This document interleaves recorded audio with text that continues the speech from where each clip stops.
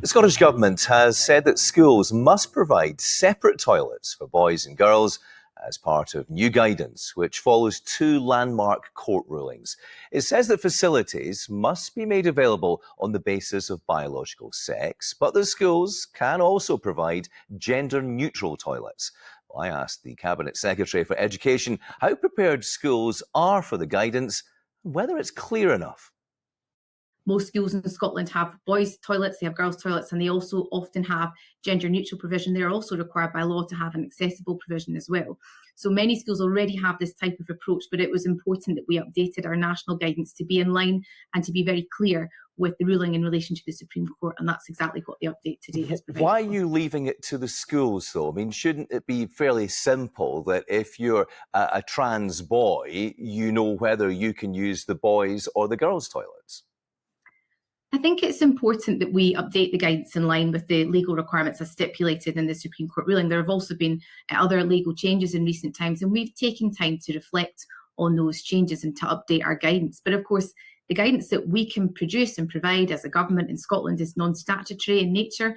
That's because the legal power to run Scotland schools rests with our local authorities. Do you accept this is going to be really difficult for schools? A lot of schools have been built with gender-neutral toilets. Some schools have converted their facilities to gender-neutral toilets. If they now have to provide, in addition to that, male and female toilets, that's going to cost, at the very least, a lot of money, isn't it? We've been advised that there is necessary capacity in the current school estate to respond to the changes that are necessary. And as I set out in my previous response, many schools already provide, as the law requires them to, for separate boys, girls and gender-neutral approaches and, of course, accessible toilets. Just to be clear, to give one example then, would it be acceptable for a trans girl to use a girl's toilet?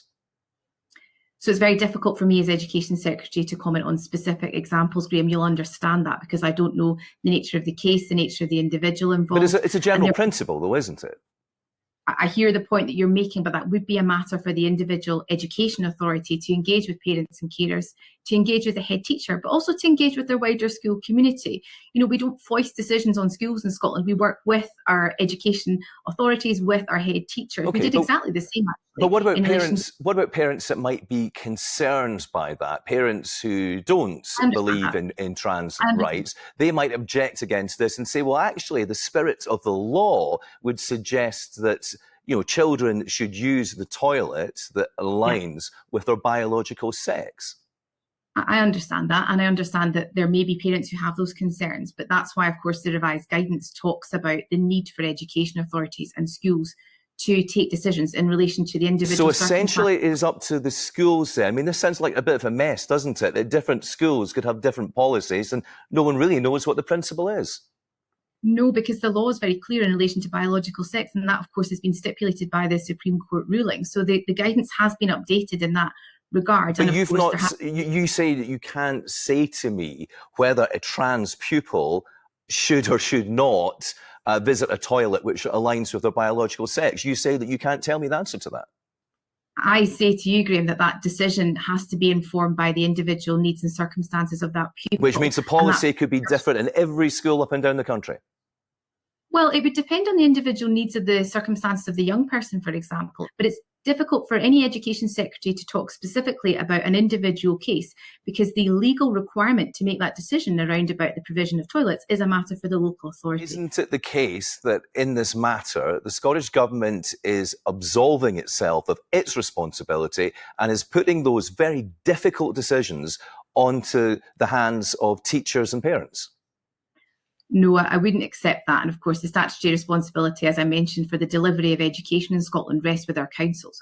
What we can do as a government, though, is to provide that clarity that our trade unions, for example, that COSLA has been asking for since the Supreme Court ruling. Why has it taken so long to come out with this guidance? The Supreme Court ruling was absolutely clear. The Equalities Commission gave an initial judgment, some months ago. Why is it taking so long?